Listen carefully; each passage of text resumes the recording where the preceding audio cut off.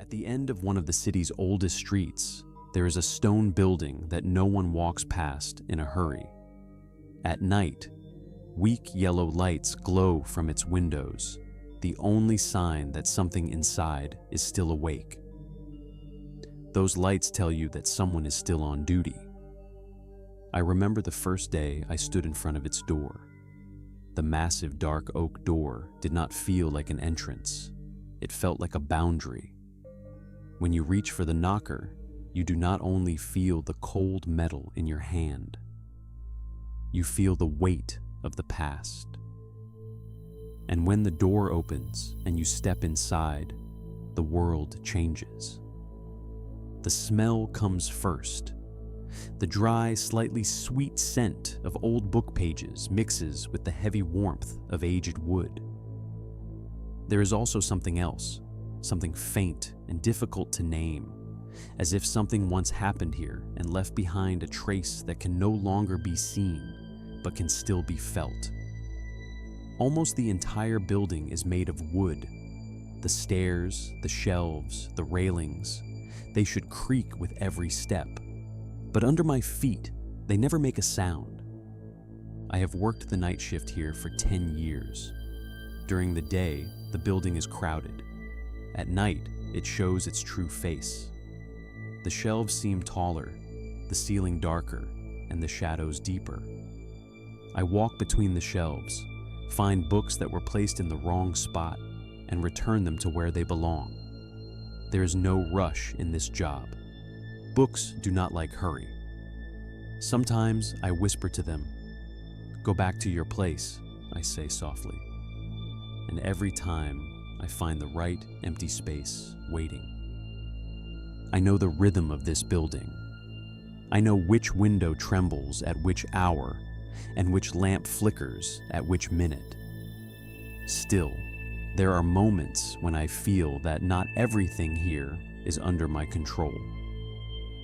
I felt this more clearly the night I first saw her. When I entered the reading hall, she was sitting at the table in the far corner. Thick books were stacked in front of her.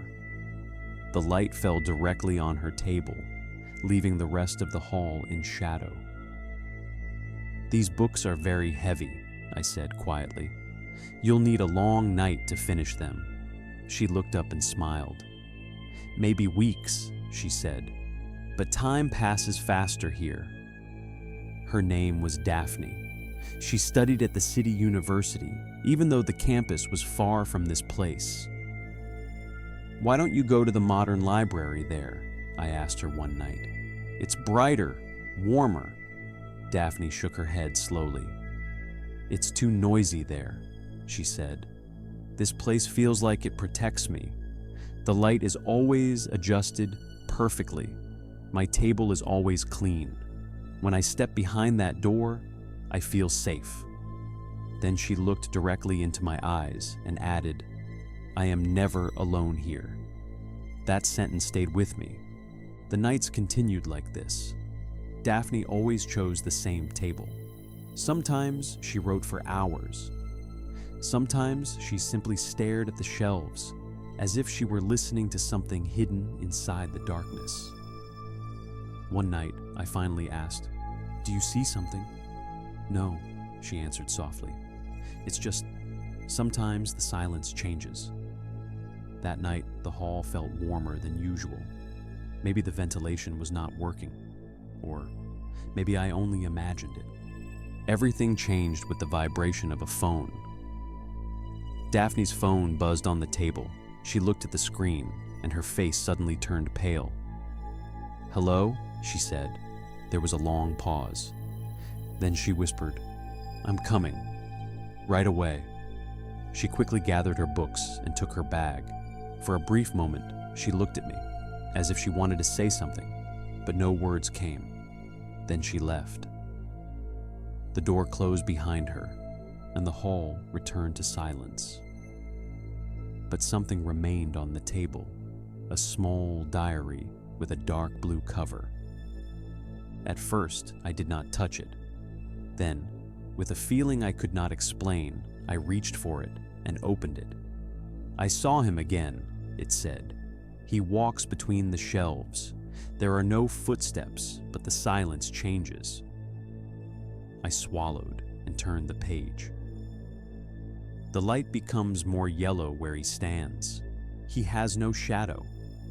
I slowly lifted my head and looked toward the darker corner of the hall.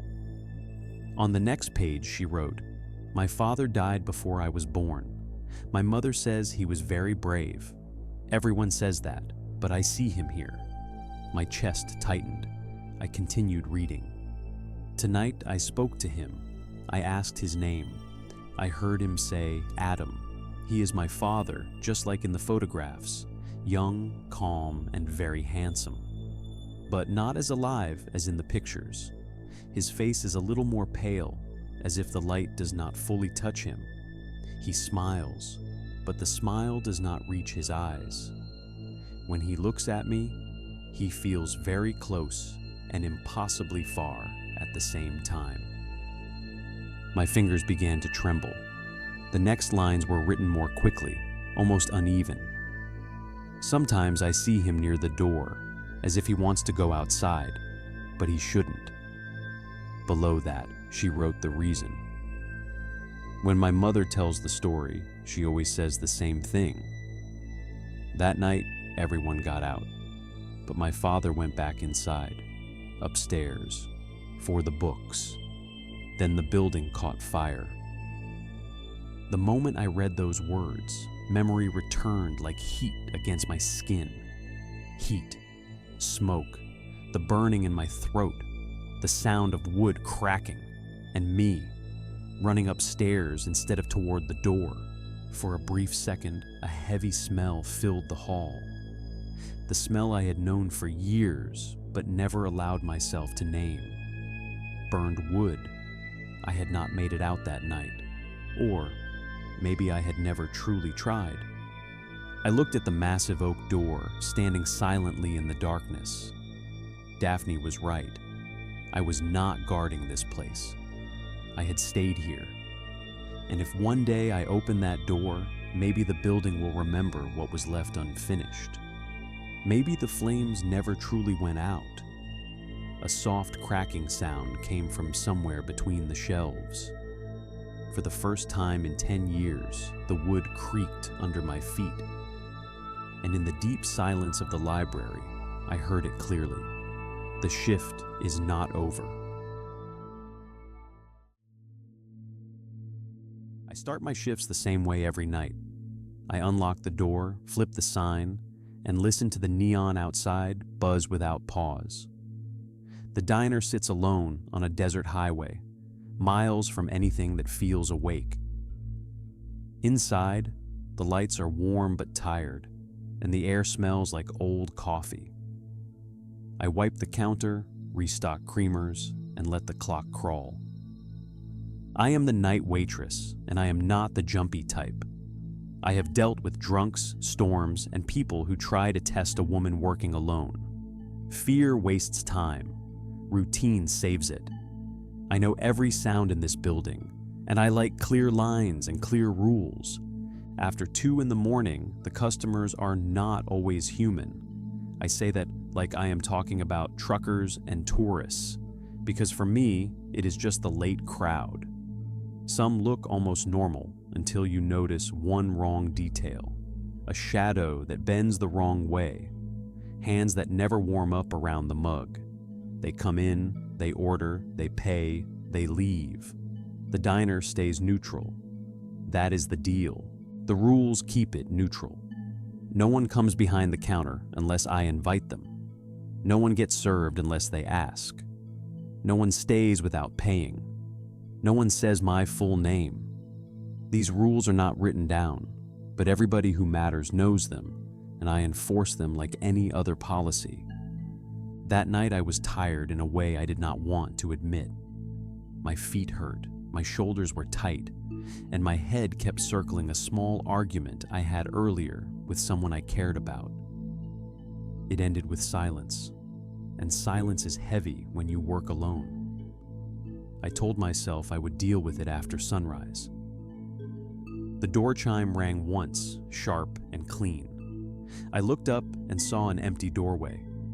Just highway, just desert, just the neon glow bleeding into the glass. I waited, then told myself the wind hit the frame. The neon buzz outside shifted pitch for a second, like a note played wrong, then settled. I kept wiping the counter and refused to give it meaning. A regular after-hours customer came in a few minutes later, one of the polite ones. It stepped inside, paused, and stared at the doorway like it was listening. Then it walked to the counter and placed payment down before I rang anything up. It leaned closer and spoke in a voice so calm it tightened my stomach. "If it does not order, do not offer." Then it left, quick and quiet, and the bell did not ring on the way out. I told myself it was being dramatic. Some of them are. I poured coffee for myself and watched the minutes fall. When the chime rang again, someone was there.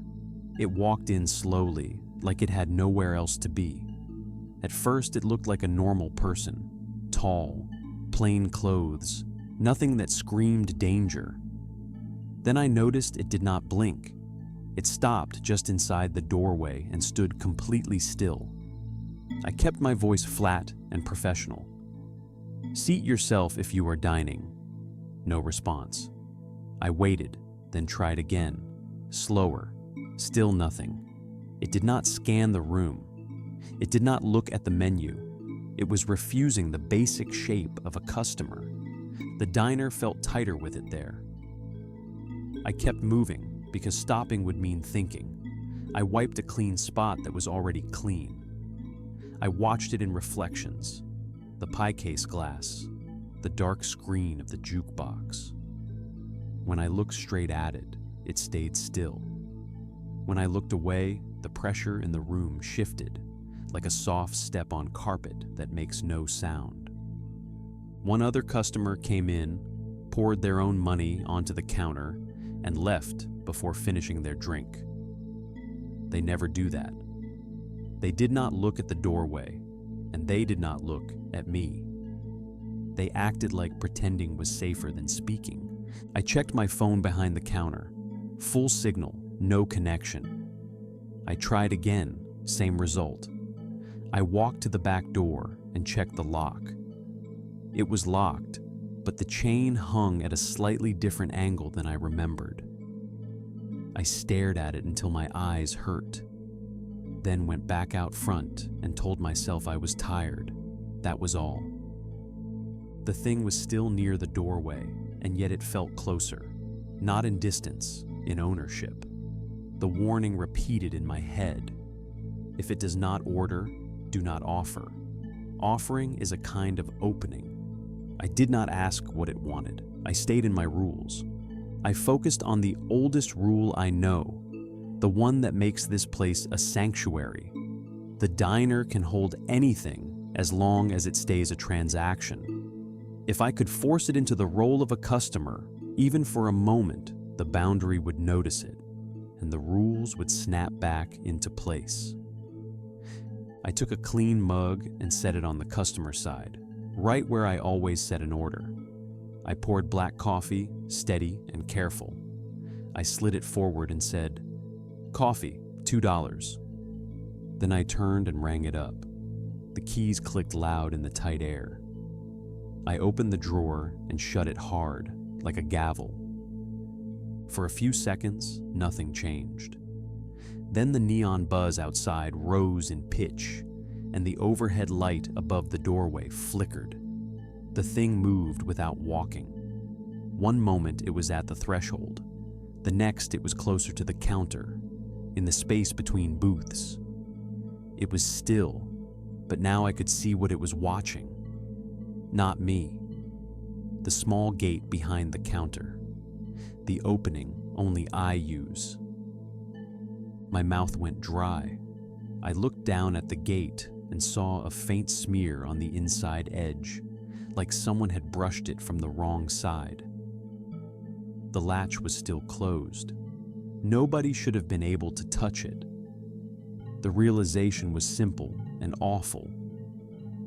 It was not waiting to come in. It had already found a way into the boundary, into my side of the line, and it had done it quietly. I did not run. Running would be permission in its own way. I kept my hands on the counter and kept my voice calm. Pay or leave. I flipped the sign to closed, even though there was nobody out there to read it. The diner reads it. I pointed at the mug. $2.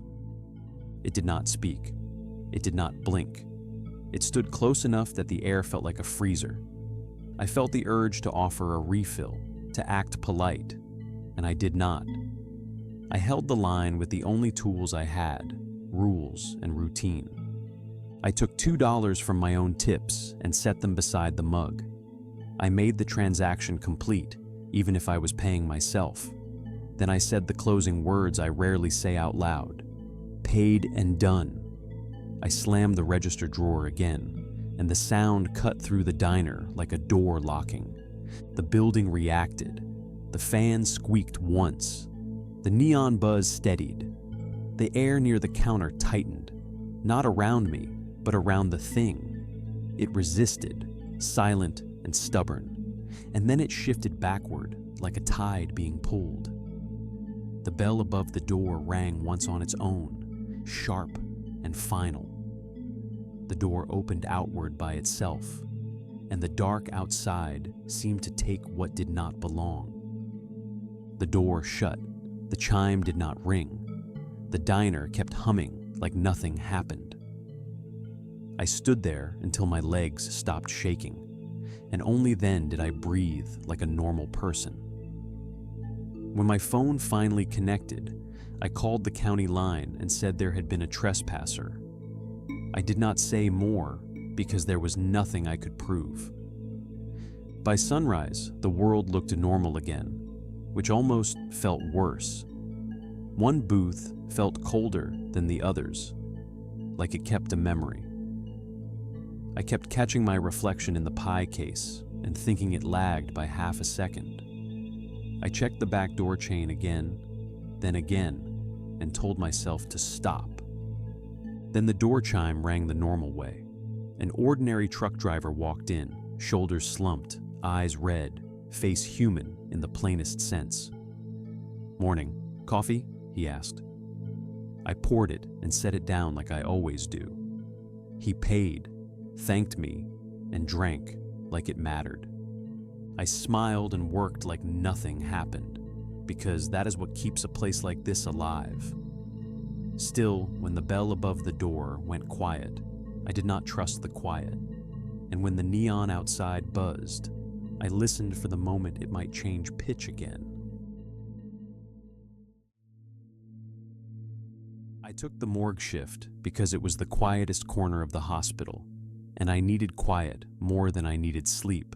Finals were close, and I had convinced myself that a silent night could save me.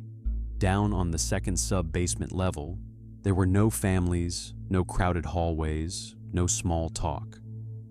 Just locked doors, long sterile corridors, and fluorescent lights that hummed like they were part of the air. The first hour was routine. I signed in, checked the clipboard, and walked through the echoing hallway to the intake room. My shoes sounded too loud on the polished floor. The air smelled like disinfectant and cold metal. I made coffee from the vending machine, bitter and thin, and drank it anyway. Then I set my textbooks on the small desk near the wall, opened my notes, and told myself this was simple. Study, stay awake, go home. I was already jittery when midnight came. I had been drinking coffee since late afternoon, and it did not make me calm. It made me sharp in the wrong way. My thoughts jumped. My knee bounced under the desk without permission. Still, the morgue felt safe in a plain, boring sense. Bodies do not move. That is the one promise you expect down here. The elevator bell sounded once. A moment later, the doors opened, and two orderlies pushed a stretcher into the hall. The sheet over the body was clean and flat. One of the orderlies looked exhausted, like he had no emotions left for the night. He spoke fast, like he wanted to leave the words behind. John Doe, no identification, presumed dead on arrival, brought in just before midnight. I did the intake steps on autopilot. I checked the paperwork, attached the tag, and guided the stretcher into the room. The stainless table was cold under my palms. I slid the body over, pulled the sheet back into place, and wrote the entry in the log. It was work, not drama. When I finished, I washed my hands, dried them, and returned to my desk. For a while it worked. I read, underlined, and copied key lines onto flashcards. The lights buzzed overhead. Somewhere far above me, a cart rolled by and then faded. I looked up once and saw the covered body on the table. It was exactly where I left it. I felt a small wave of relief and went back to studying. The first strange moment was almost nothing. I glanced over again, and I thought the right hand under the sheet was closer to the edge of the table than before. A few millimeters, maybe less. The kind of difference that could come from memory, not reality. I stared at it until my eyes felt dry, then looked away, then looked back. It seemed normal again. I told myself I was tired, and my brain was playing games. 10 minutes later, I blinked during a long sentence, and when my eyes opened, the angle of the head under the sheet looked different. Not a lift, not a turn you could point at, just a subtle shift, like weight settling. My stomach tightened. Then I gave myself a quiet, embarrassed laugh, like I had caught myself acting childish. I tried to be logical. Bodies settle, muscles relax. The table could have vibrated when the elevator closed. I took a slow breath, drank coffee, and forced my eyes back onto the page. But the changes kept returning, and they started to feel timed. It happened when I turned my back to write something down, or when I blinked after staring too long. Every time I looked again, something was slightly different.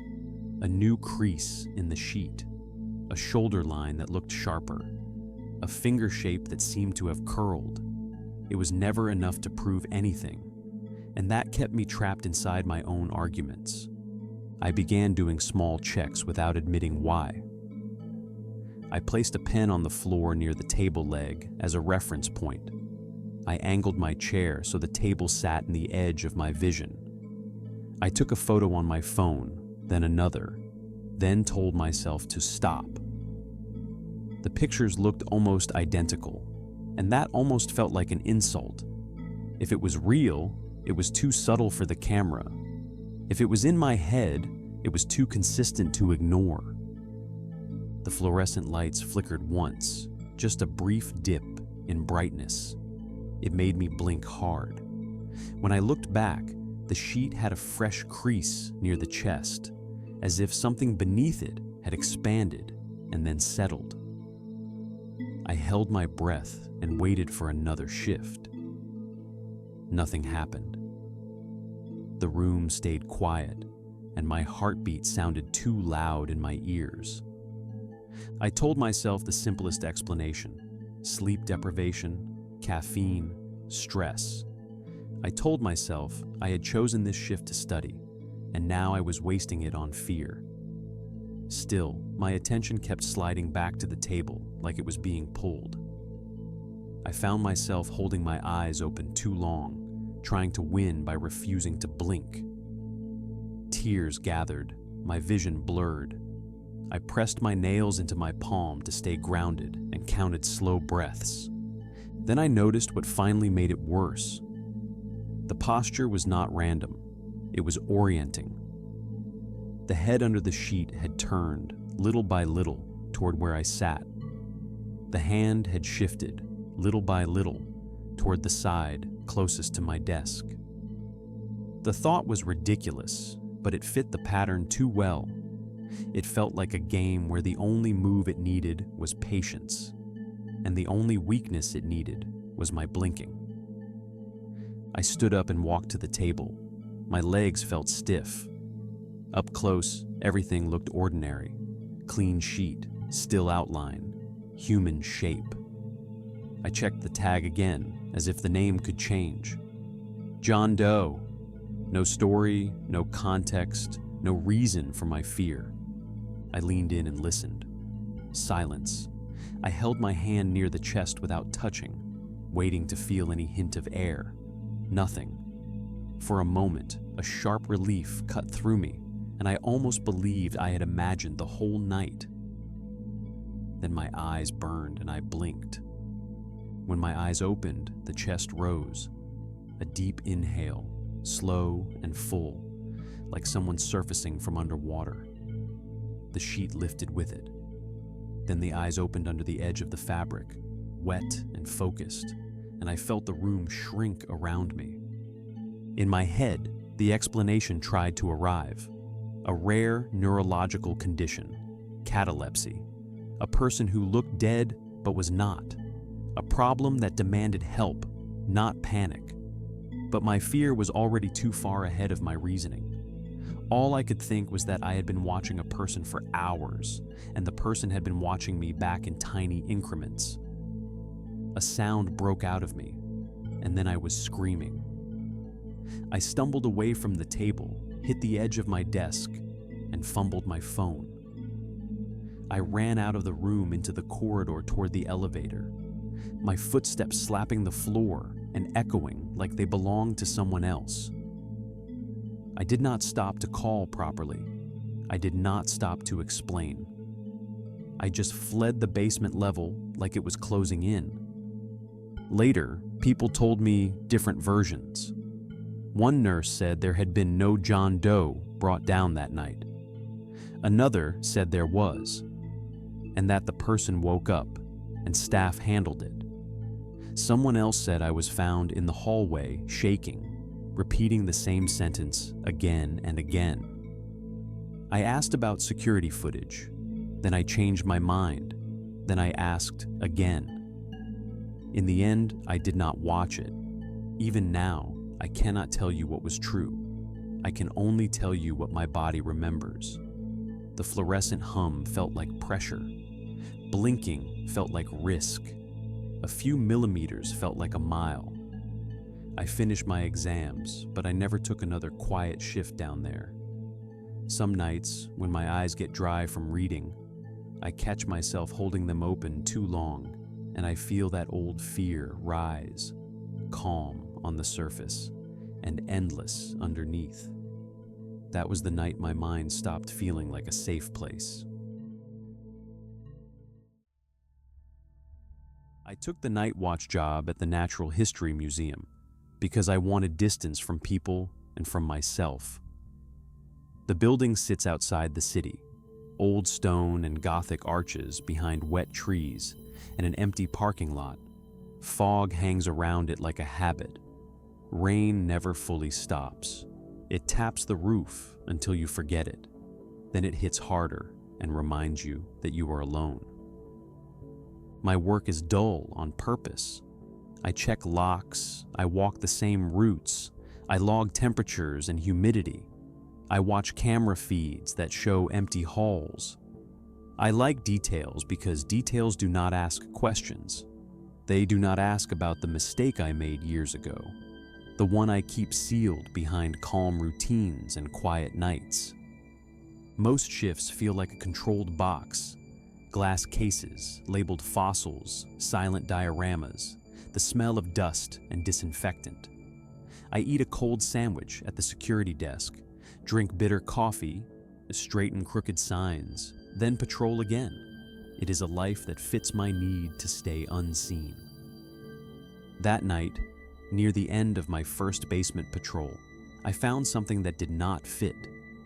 In the lowest storage level, where the light is weak and the air is damp, a small cassette player sat on a shelf behind folded cloth and old crates. It was scuffed plastic, scratched buttons, dust in the speaker. No tag, no inventory sticker, no record. Missing records bother me more than they should. The museum is built on numbers. Every object has a label. Every box has a list. I carried the cassette player upstairs and checked the inventory binder and the digital catalog. Nothing.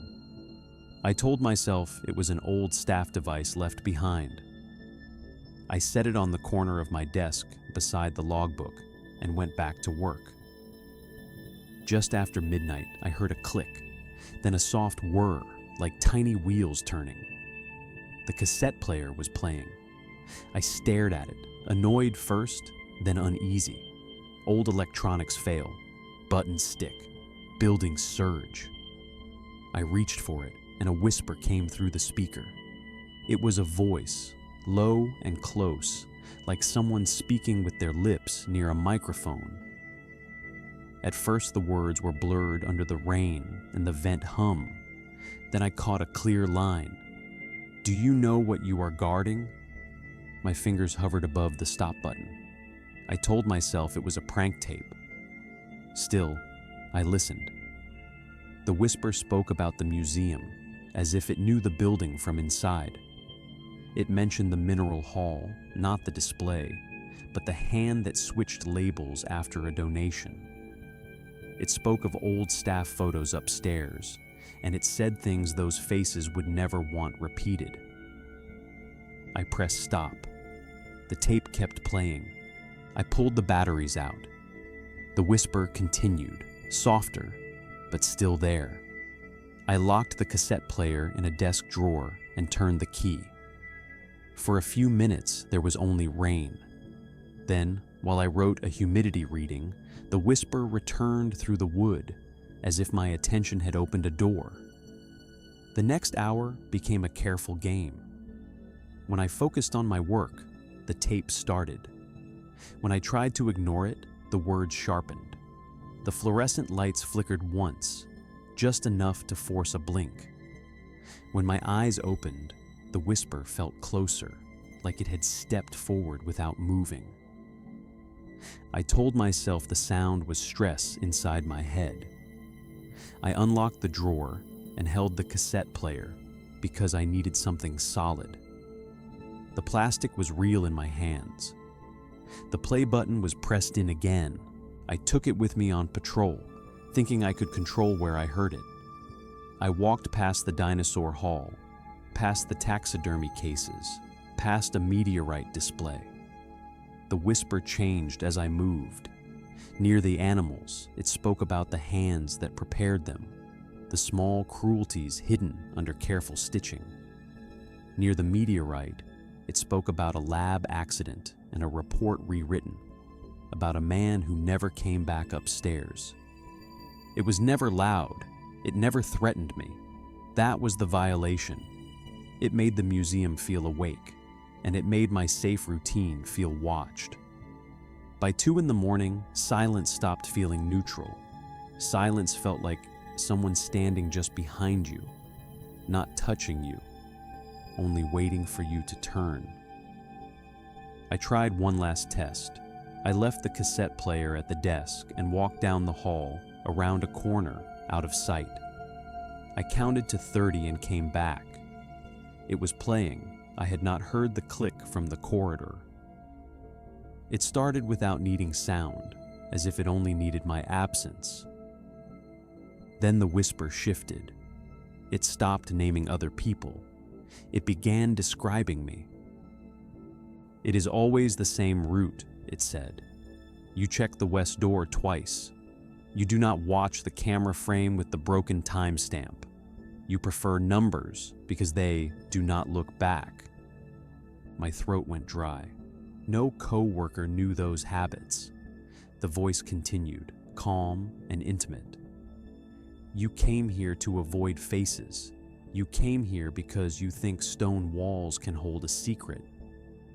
I told myself it was guessing, building a profile. Then it said my first name, softly, like it belonged in the air. My shoulders tightened, as if someone had stepped close. I went upstairs to the portrait corridor because the tape kept mentioning photographs. The hallway was narrow and lined with framed black and white images from decades past. Outside the tall windows, fog pressed against the glass, and rain drew thin lines down the panes. The building smelled of wet stone. As I walked, the whispers matched the frames. A curator in one photo, a theft covered as a clerical error, a lab assistant in another, a bruise no one reported, a director in the center, money missing, and a convenient alarm that erased records. Each secret landed like a soft tap, not a strike. I stopped at a group photo taken beside a new display case draped in cloth. The whisper slowed, as if it enjoyed the pause. "And you," it said. The corridor felt smaller. My flashlight beam trembled on the glass. The voice spoke my full name, clear and complete. No one had said it in this building before. Then it told my secret. It did not build suspense. It simply stated what I did the moment I chose silence, the person I let down by doing nothing. It described the room where it happened, the rain outside, the way my hands shook afterward, details I had never spoken, details I had never written. In that moment, I understood the passive threat. It was not a stranger in the dark. It was the museum itself, listening, collecting, waiting for the right person to arrive. The building was not only holding artifacts, it was holding confessions. I could have smashed the cassette player against the stone floor. I could have thrown it into the rain. I did neither. I stood there and listened to my own history in a calm voice that did not judge me, only named me. I returned to the security desk slowly. I locked the doors again, even though they were already locked. I lowered the lights. Rain kept falling. Fog kept pressing at the windows. I set the cassette player in front of me like an artifact placed for inspection, and I sat down. My hands were steady now, not because I felt safe, but because something had settled.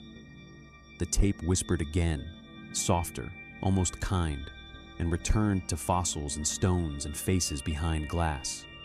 I listened without interrupting. Outside, the rain filled the silence. Inside, the museum spoke in a voice that never raised itself. Before the next hour ended, I understood what I had become. I was not the watchman anymore. I was the curator of what this place wanted to keep. And when the cassette clicked and rewound, ready to play another confession, I waited in the dark and let it begin.